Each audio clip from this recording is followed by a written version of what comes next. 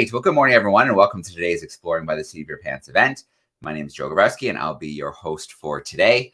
So a little change in plans for today. I know we were scheduled to go to the shoreline with Oceanwise, but it appears that there may be a connectivity issue because they haven't been able to connect behind the scenes.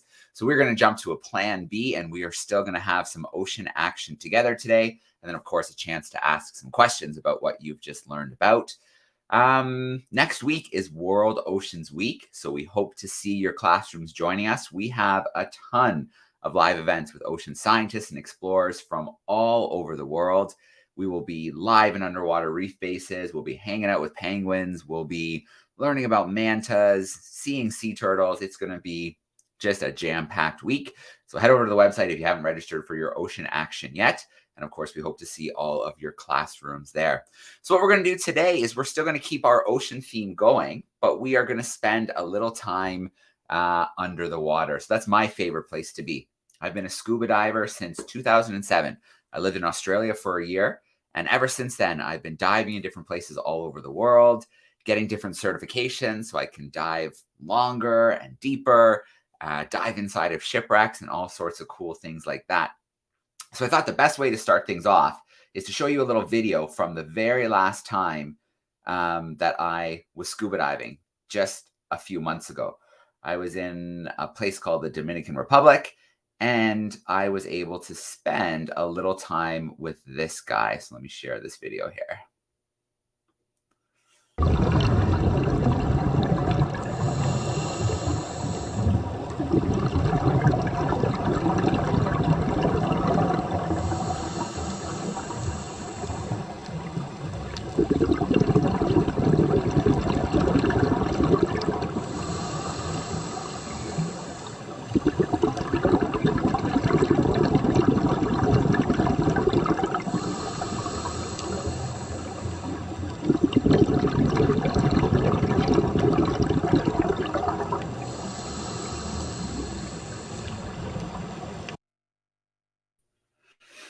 All right, so that was a green sea turtle.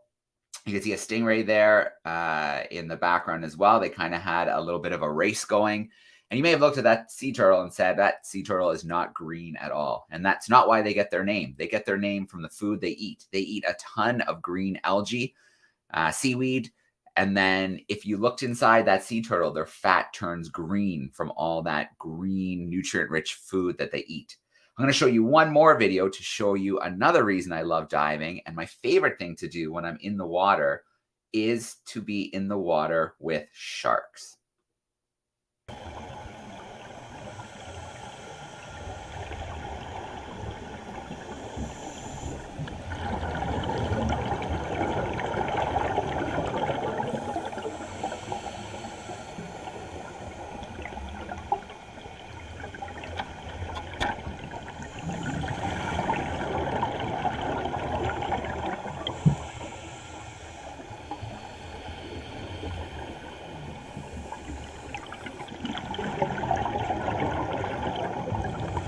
So this video is in Bimini in the Bahamas. These are great hammerhead sharks. I got to spend 6 hours over 2 days with these beautiful big sharks, some of them 10 and 12 feet long. And then at the bottom, you can see some nurse sharks. Those little sharks that lay on the bottom are called nurse sharks. And they're usually only out at night. They're nocturnal. Sometimes they come out during the day, especially if there's divers in the water.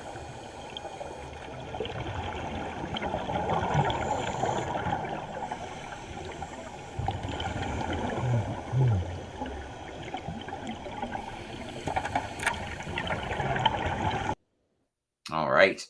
So there's a few reasons why I love scuba diving. I hope you can see it's an amazing thing to do. It's a world that you get to explore that not a lot of other people do. And what I'm going to do now is take you on a little adventure. I'm going to share a few places I've been diving around the world, touch on a few ocean issues and some cool things about marine life. So let's get another share screen here going. I'm going to do my entire screen for this one. And then if for some reason it doesn't go full screen, if one of the teachers just unmutes and lets me know, but it should go full screen momentarily. Okay, I'm going to get rid of that too. Oops. Okay.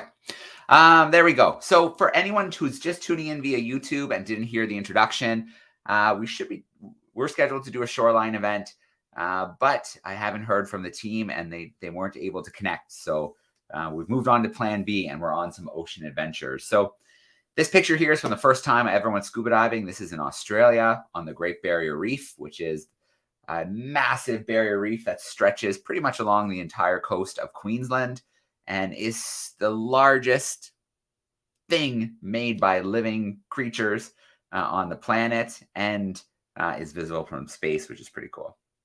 There's a nice scuba selfie. This was in Mexico, in Cozumel. Sometimes I go in, though, without my scuba gear. So it's called free diving when you just have your mask and snorkel and some flippers. And this was actually in a lake on Fraser Island in Australia and Queensland. And I went down about 30 feet and there were all of these sea turtles laying in the mud on the bottom. So I had a little visit with this one before I let it go back with its buddies on the bottom. And then sometimes you can invent new sports when you're scuba diving. Here's some scuba cycling. It's not easy to pedal a bike underwater. This is a lake in Ontario, and someone had just thrown this bike into the water. Now, I want to start with the Great Barrier Reef because it is a beautiful spot. It is a spot many people have heard of. I'm sure many of the students there know about the Great Barrier Reef in Australia. And the coral reef is an amazing ecosystem because it is home to a ton of marine life. It's like the rainforest of the ocean. And it does a lot of things for us, like a barrier against storms. There's food, obviously, from the fish that we can find on the reef. And then there's even medicines being made from various corals and other things we find on the coral reef. So here's a blacktip reef shark. And this is an example of what it's usually like when you swim with a shark. Usually they take one look at a scuba diver and they're like, this is weird, I'm out of here. So anytime they stick around and you can get pictures and video is always a good time. Here's a nice school of parrotfish. So a coral reef is not a quiet place. And when you're underwater, you hear crunching, crunching, crunching, crunching. And that's these parrotfish. They scrape and bite at the coral. And then when they poop out sand. So any of you who have ever been to places like Mexico or in the Caribbean or other really nice sandy beaches, that sand has probably passed through a parrotfish. They grind up the coral, they grind up that skeleton, and what's left is that sand that washes up onto the beach. I'm sure we know Finding Nemo. We have a few clownfish here, and they are hanging out with a sea anemone, and they have an amazing symbiotic relationship where the clownfish provides a little bit of kind of protection for the anemone. It's kind of their home. The anemone gets a nice safe spot. And then the clownfish have this mucus on their skin, so they're not stung by the anemone because the anemone stings their prey. And the clownfish are able to be protected by that. So it's a cool relationship on the coral reef. And clownfish can be messy eaters too. So that little bit of leftovers from what they eat can be food for those sea anemones. So it's a symbiotic relationship because both parties get a little bit of a benefit from it. We have our giant clams. Now, I'm used to clams in lakes in Ontario in Canada, and they might be a couple inches long. This clam, if you have a meter or a yardstick in your classroom, that's how big this clam was. And you can see it's a filter feeder, so it sucks water in one end, filters out what it likes, and the water comes back out a tube like this on the other end. Another green sea turtle on the reef, this time in Australia. And this one, well, the sun was hitting just right, so you can see some of those beautiful colors on the coral reef. Coral reefs are in trouble all over the world. They don't always look like this. Over 50% are experiencing something called bleaching. And as water temperature changes and warms, that's not good for coral. They like a certain temperature, and they have a symbiotic relationship. Coral is actually, sometimes you can think of it as a stone, as a plant, and as an animal, because the skeleton they make and that builds up over thousands of years is kind of a hard rock stone that's left behind. The living layer is just the outer layer, and that is the animal. And then there's algae that lives inside of the coral polyps. and helps take energy from sunlight. So it's a really cool symbiotic relationship. But when the water temperature changes, the algae leaves the coral. The coral is left white because the algae was what was giving it color. And if the water temperature doesn't drop, that coral can die if the algae doesn't return, because the coral can feed itself, but it gets a lot of its nutrients from sunlight. So coral bleaching is happening all over the world. Over 50% of our coral reefs are affected by our changing ocean temperatures. Here's a nice stingray. This is a blue spotted ray. And they do have a stinger on their tail, but it's 100% self-defense. They're not chasing creatures around. They're not chasing people around. If something tries to eat it, or if you step on it by mistake, then you will get that sting from its tail, barb. Here's a nudibranch on the reef. This nudibranchs are so cool. There's tons of different kinds of them. They kind of look like a slug, but they are beautifully colored to advertise that you don't want to eat them because they have toxins within them. And then they get their name nudibranch. It means naked lungs. And if you look at the back here, you can see these frills. That's their gills. This is where they're exchanging oxygen. So it's on the outside of their body. So naked lungs, nudibranchs. We have some cuttlefish. This is kind of looks like a cross between a squid and an octopus. And off the coast of Sydney, they can be over 1 meter long. They're really smart and really curious. There's cases where divers, you have your regulator in your mouth to breathe, and the cuttlefish pull it right out of divers' mouths because they're super curious. What is this thing? What is all this bubbles coming from this thing?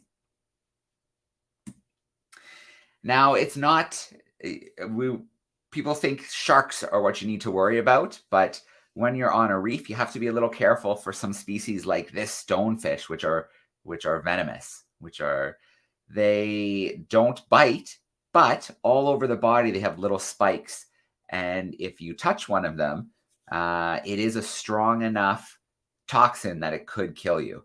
And so that's why on a coral reef, they always say, keep your hands to yourself. You shouldn't touch it anyways, because you don't want to damage it. But it's even more important because these stonefish blend in beautifully with the reef. It may look like it stands out right now because we have a flash on it, but in reality, it blends in very well and looks very much like a part of the reef, very much like a part of the rock. So if we jump ahead to another beautiful spot called Fiji, this is in the South Pacific, off the coast to the east of Australia and west from New Zealand. Or sorry, not west, north from New Zealand. And so another great spot to find sharks, like this white tip reef shark. You can see we're getting photobombed here by this fish. Here's some other reef sharks as we make our way down the anchor line. Kind of a cool view looking up as the sharks swim over top. And then the thing about diving is you should always take some time to look for the little things. Sometimes you can spend a dive just in one small area and just being observant, taking your time and looking around, and you'll find things like pipefish and nudibranchs and little corals, fish like these blennies, these little matching pair here who mimic each other's moves. You can find little eels, you can find crustaceans like crabs and lobsters. So a lot of people jump into the water and they're looking for the big fish, the big sharks, the big sea turtles. But sometimes the best dives are when you take your time and really explore a small area and see what you see. Now, this is in Cozumel. This is an island in the Gulf of Mexico off the coast of, Mexico. It's a tiny little island, and it's famous for its drift diving. So what that means is you jump off the boat, and the water current is moving so fast, you don't have to kick. You feel like Superman because you're gliding under the water. And so the boat follows you up above, it follows the bubbles, and then when you're done, we'll pick you up. And so a dive can easily last over an hour because you're not working very hard. You're just kind of gliding along and part of the ecosystem. Again, looking inside of things. This is a sea sponge, and here's an arrow crab looking out and reaching up with one of its little feet and trying to poke at the camera. There's caves at the bottom of the reef. So You can kind of go through these really interesting cave systems, and then you can find a whole bunch of different sea creatures that prefer these kind of darker environments, these kind of closed-in environments, like this snowflake eel who wasn't too happy about having its picture taken, or this nurse shark who is spending the day in the cave, and then will be out at night to hunt because they're nocturnal. And so something you might have heard about sharks is if they stop swimming, they die. And that's not true about every species of sharks. There are some species that need to keep swimming, and that pushes water over their gills, and that's helps them breathe, exchange oxygen with the water. But a lot of species can also just relax and pump water over their gills. They don't have to keep moving all the time. Here's a nice school of yellowfin fish. And then camouflage is a really important defense anywhere in the ocean, especially on a coral reef. And so this stingray blends in beautifully with the sandy bottom, and then can do even better if it shakes around a little bit and some of those pebbles and sand go on top. Well, then it's really hard to find. Endemic species, so species found nowhere else on the planet, can be found in different places around the world. And this is a great example in Cozumel, the splendid toadfish. So it usually only comes out at night. It's very rare and hard to spot. So I felt pretty lucky to find this one on a dive. And again, the only spot you're going to find this fish is around Cozumel, off the coast of Mexico. Here's a different species of sea turtle. This is the hawksbill sea turtle. There's 7 species of sea turtles, 6 of which are threatened with extinction. And the hawksbill sea turtle gets caught accidentally in fishing nets. Sometimes they're hunted for eating, but then their shells are beautiful. You can't really tell from this picture because the deeper you go underwater, you lose light. You lose different colors. First, you lose red, orange, and yellows. And by the time you get to 100 feet and deeper, you really just have your blues and greens that make it that deep. That's why we use flashes to light up the area and bring color back. But on this camera, I didn't have a flash. So that's why this is a very blue kind of picture. But their shells are often made into jewelry and hair clips and things like that. Thankfully, it's illegal in a lot of places, but there is still poaching that goes on. And there's a little baby hawksbill sea turtle. This one's about the size of a dinner plate. So night. Sometimes I like to go out night diving, and at night a whole new crew comes out. The nocturnal crew. You jump into the water, go under, you have a little spotlight, and then you see what you see, like these lobsters. And this nurse shark slowly making its way in the night as it hunts. And then this octopus hunting on the reef. This may look like a different octopus in each picture, but they change their color, they change their shape as they move along the bottom. Octopus are just pretty darn incredible. They're super smart. They have no bones, so they can squeeze through any space as long as it's smaller or bigger than their beak, which they have. It's really their only hard part. And so they're masters of escape in captivity. They're really smart. And then each of their arms is covered in their suckers, which they use to taste and explore the environment. Each one can taste and sense and explore, and each arm almost has its own brain, which is pretty wild. So we'll go through a couple of these a little bit quicker. This is a different part of Mexico with a green eel. We have a pufferfish, and you can see their defense. When a pufferfish is scared, it sucks in a bunch of water. Their spikes come out, and then that wouldn't be very tasty if you were a small shark or something trying to eat that pufferfish. It wouldn't feel good. And then a couple stingrays here. So I do want to make sure we have some time for questions, so I will wrap up just by showing you something else you can do while you're diving, and this is shipwrecks. So diving in the Great Lakes. So many classes joining today are in Ontario, and the Great Lakes, there are thousands of shipwrecks to choose from. And Tobermory is the shipwreck capital of Canada. So this is a wreck called the Forest City. It is cold water. This is 155 feet deep. This wreck was, I think, in some fog, hit shore and then sank. So the one part of it, the front, the bow, is at 60 feet. And then the stern all the way at the end is 155 feet deep. And then you can see we're making our way along the side of the ship here. And that's me here. You can see my light there. These are the boilers, the engines of the ship. This is right at the stern at 155 feet deep. Another shot of the stern. You always dive with a buddy. This is so important because if something goes wrong with your gear, you're there, you can help each other. This yellow hose here is a backup regulator. So if something happened to my buddy's dive gear, I could pass him my backup regulator. He can breathe from it, and then we can surface safely together. This is one more shipwreck. This is the Arabia. You can see it almost looks like a pirate ship here. And it's a wooden shipwreck that sank in the 1800s. But because the water's so cold, it is still beautifully preserved to dive on. And this is probably the coolest thing I've ever been diving on. This is a German U-boat. This is a submarine depth charged by the Coast Guard off the coast of North Carolina during World War II in 1942. So this ship, this German submarine, was trying to torpedo and sink U.S. merchant ships. And it was caught by this Coast Guard vessel. It tried to sink and get away. And the Coast Guard vessel dropped depth charges all around it, which exploded around it and caused it to sink. And here it is, 118 feet deep, and a wreck that you can dive on. Okay, I'm going to come back from that screen share now.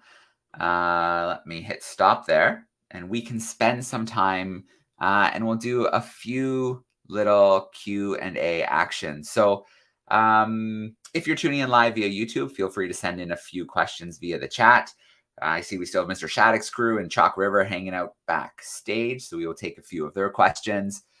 And then, we'll sign off for today. And again, I apologize for the change in plans. I know we were hoping for a shoreline exploration, but must have been a connectivity issue because I haven't heard anything from anybody and nobody tried to join us. So let us take a few questions. All right, Mr. Shattuck, what are you doing today?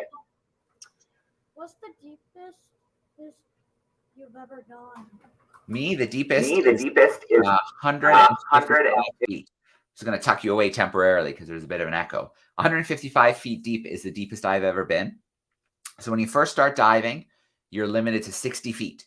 You get something called your open water certification. And to get that, you have to do a few things. You do an in-class where you learn about diving, you watch videos, there's a textbook, then you have to pass a test. You have a physical, which you go see a doctor and they just make sure that you're healthy. Because if you have breathing issues or issues with your ears, or maybe you're really out of shape, then scuba diving isn't a good sport for you because it adds to the risks when you go underwater if you have health issues. Then you spend a week training in the pool. So learning about different parts of diving, putting your gear together. You actually take off different parts of your gear underwater and then put it back together and put it back on because you have to be ready for any kind of situation that might happen. Then you spend a week diving in a lake or an ocean. We call that open water diving before you get your certification. So once you do that, you can dive to 60 feet. Then if you get your advanced open water, you can dive to up to over 100 feet. And then some divers just keep going. You can get special training. And then you usually mix different gases. So you put some nitrogen, some helium, and other gases that let you go deeper. And some people are diving over 200 feet, 250 feet, up to 300 feet. Going much deeper than that, then you're kind of pushing further than we can actually dive. It gets far too dangerous. There's more pressure. But 155 feet is the deepest I've been diving. All right, bud.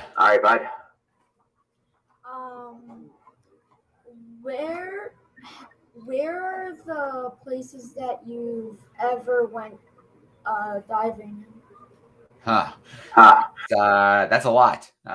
So all different places around Canada. So whether it's rivers, whether it's lakes, whether it's even quarries. So quarries are where they take rock like limestone or marble and things like that, and then they can take that rock out and sell it. And then what's left is basically a big hole in the ground surrounded by rock, and it eventually fills in with water. So those are great training places for divers.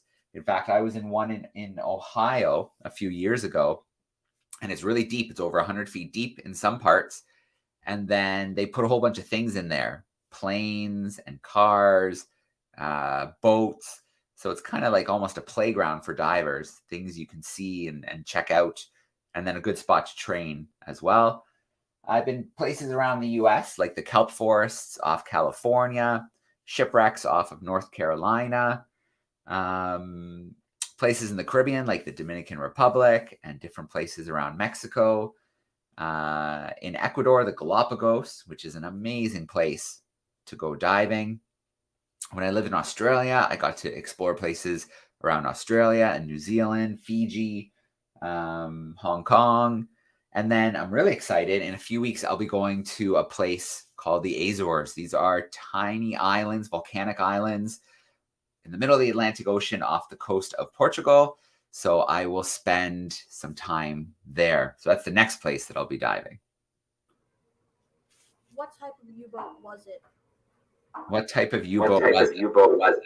So I don't know if it was any special type in particular. It was the number was U357.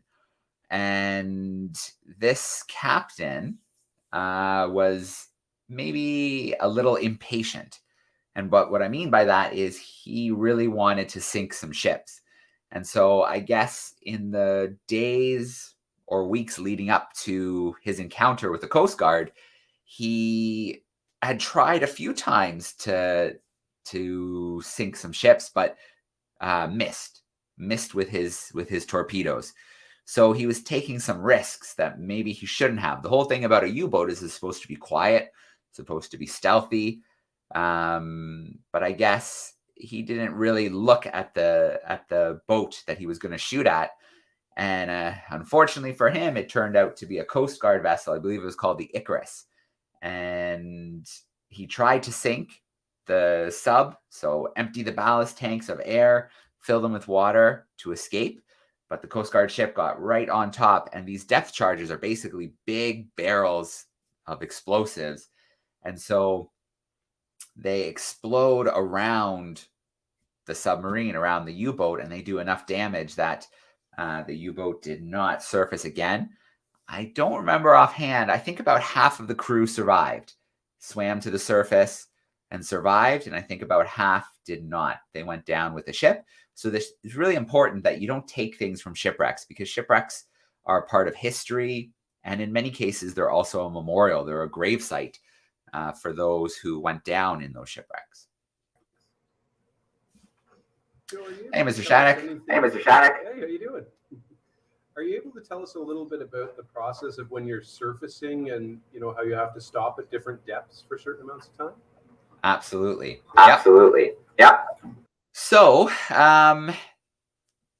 things to think about when you're diving is it's very different from free diving. So if I am free diving without scuba gear, I take a big breath at the surface, and then I dive down 40, 50 feet, look around for a minute, and then come back up really fast. Doesn't do anything because, I'm taking in air from the surface. It's compressed when I go down, and then from the pressure, and then it spreads back out to the same size it was in my lungs when I come back up. Now, when you're scuba diving, you're breathing compressed air. So that air in a scuba tank, it's like going into your bathroom at home, taking all the air in your bathroom and squeezing it into a tank. And then that compressed air is slowly released through your regulator and you can breathe it. Now, the problem with that is when you go underwater, if you tried to come up to the surface really fast, the air in your lungs would expand really fast. And that air was compressed when you were deep. And then now it's filling a space too big for your lungs. So a lot of people, if you surface too fast, you can get a lung expansion injury. The other thing that happens when you're diving is nitrogen builds up in your blood from breathing the air. And as a diver, you have something called a dive computer. And that dive computer is doing a whole bunch of calculations the whole time you're diving. How deep are you? How long are you at 80 feet, 30 feet, 40 feet? It's doing all those calculations so it can tell you, okay, it's safe for you to slowly surface. Or it'll say, you need to go and do a safety stop, which means you go to about 15 feet and you wait for about 5 minutes, just breathing. And that gives time for those nitrogen bubbles to slowly escape from your blood. So if you stay under too long, if you surface too fast without a safety stop, you can get something called the bends. And the bends is when the nitrogen starts to escape from your blood when you're on the surface. And that can cause a whole bunch of issues. It can cause joint pain, paralysis. I think some people have gone blind before, and it can kill people. So the treatment for that is a hyperbaric chamber. So there's these special chambers that you can crawl inside of, and they change the pressure in that chamber to what you were diving at. And then they slowly, over many hours, change the pressure back to normal pressure. So there's another thing that can happen sometimes when you're diving, and that's called nitrogen narcosis. And when you go deep, you're at more risk of that. And nitrogen narcosis is kind of like the dentist has laughing gas. And when they put that, they call it laughing gas, but it's more like something just to kind of relax you. But when you breathe too much nitrogen at a deeper depth, then you can start to feel strange and act strange underwater. So there's been cases where people have taken their regulators out and tried to offer to fish, or they've had big panic attacks and things like that. So diving is a very, very, very safe sport. I know I just talked about a whole bunch of things that can go wrong, but diving is actually a very, very safe sport. If you train, if you always dive with a buddy, if you have your equipment well taken care of, then yeah, diving is a really, really safe sport. So it's important to be aware of things that can happen. So nitrogen narcosis, lung expansion, and the bends. If you surface too quickly and you don't have your interval, you don't take your stop time to let the nitrogen come out of your blood. And then some divers, when they dive really, really deep, 200 feet plus, sometimes they have to do stops at different levels for over an hour to let the nitrogen come out of their blood. So all kinds of things you have to think about if you want to dive even deeper. It's called technical diving. So a few questions online. Harry wants to know, how much do these dive trips cost? Well, it totally depends on what you're doing. I usually try to keep my dive trips to as low as I can. So I have my own scuba gear, and that's really important because if you buy your own scuba gear, then you don't have to rent it every time that you go, and that can add up really quickly. And then a dive trip can cost as much as a couple $100s, right? If I go dive somewhere in the Great Lakes, then I'm just paying a little bit to be taken out on a boat and then go and do the dives. So, a day of diving can sometimes cost $80 or $100 if I'm doing it on the Great Lakes. If I go visit somewhere and we go out a little bit further, then a day of diving might be something like $200, $300 for a day or two of scuba diving. And then if I decide that I want to go on a liveaboard, and this is a boat where you can stay on board for a whole week. You spend the whole week diving 4 or 5 times a day. You have all your meals on the boat. And then that can get pretty expensive. That can get up to thousands of dollars to do that for a whole week. But if I'm just diving here around Canada, then a dive, with a dive group could be $80, $100. Or if I just want to go somewhere local, I can have my dive shop fill my tank for like $8. And then I can just do a shore dive, just walk into the water and then do a couple dives. And it only costs me about $10 to have my tank filled. Okay, Maya wants to know the most fascinating fish I've ever seen. I guess I'll have to say the splendid toadfish was pretty cool. And for two reasons. One, it's very rare. And two, you couldn't tell from that picture. It looks like just the head of the fish, but it's actually a pretty big fish. And then they make a really cool sound at night, kind of like a croaking sound, which is why they get that toadfish name. Sanju wants to know how deep. So 155 feet is the deepest. Most dives, I think, are between 80 and 100 feet on average, that I've done anyways. Do you get lost in the ocean? Tavisha, that's a great question, and it could happen. But another part of our dive gear is we have a compass. So first, usually when you're in a new place, you dive with an instructor or a dive master, and they can lead the dive. They know the reef and the place very well. So you're in really good hands when you dive with someone like that. And then getting lost would be pretty rare. If you're diving on your own and it's maybe a place you don't know very well, you use your compass. So you kind of set off, okay, I'm going to the north and I've gone this far. Now I'm going to the east. So you kind of watch your compass a little bit so that when you want to come back, you can follow the directions in reverse and get back to the boat or the shore. Mac wants to know the longest time I've been underwater, an hour and a half. So those dives in Bimini with the hammerhead sharks lasted an hour and a half because the temperature of the water was really warm. We were shallow, only about 25 feet deep, and we were kneeling on the bottom. We weren't working very hard. So one tank lasted an hour and a half, which was amazing.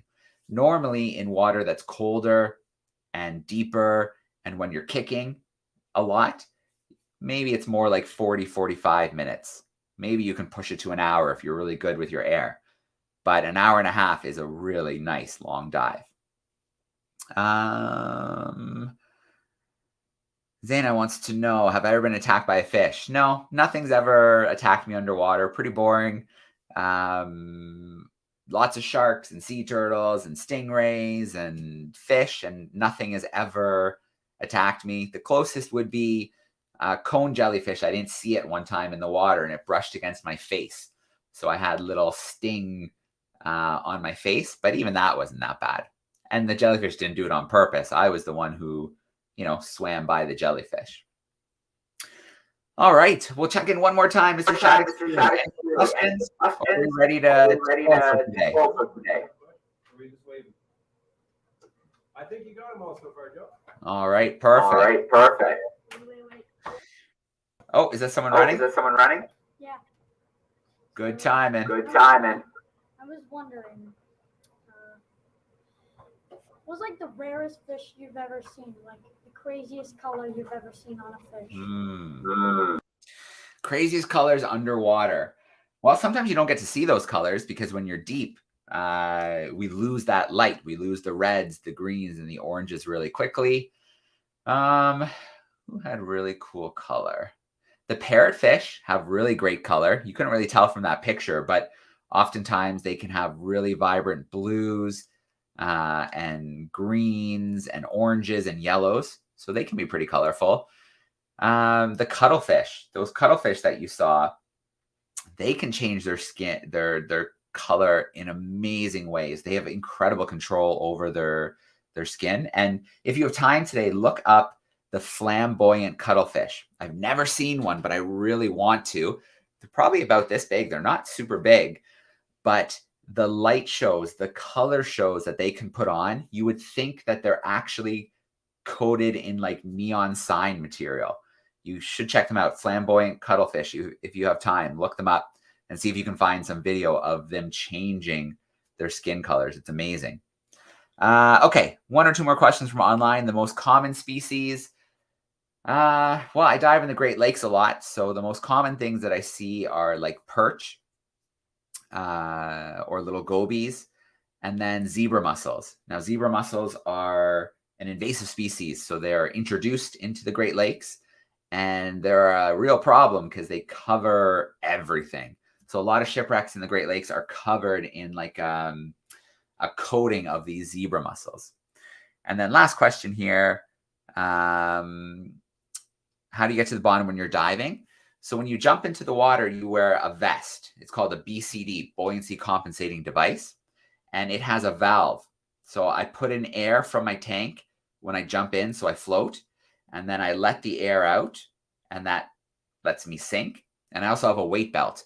So believe it or not, you need extra weight to make sure that you can sink. And so that's how you sink. You have a weight belt, you have a vest where you can inflate and deflate with air from your tank. And then you kind of find your right level depending on the depth that you're at. And then why don't fish think of divers as predators? Sometimes they do, but a lot of times when you're on the coral reef, I compare it to the forest, because if you go into the forest, you might see a bird, you might see a deer, you might see a rabbit, but they're running away. But on the coral reef, everything is around you and alive and close, and it doesn't run away most of the time. And I think it's a few reasons. I think fish don't know what you are, so they don't see you as a predator. And also, fish are really fast. And I think a lot of fish are pretty confident that they could get away from a slow-moving diver in the water.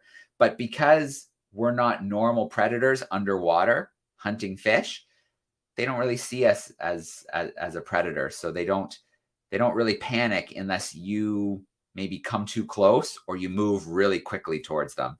And then they don't like that. All right. Well, again, everybody, thanks so much for joining us. I hope we see you next week for World Ocean Week events.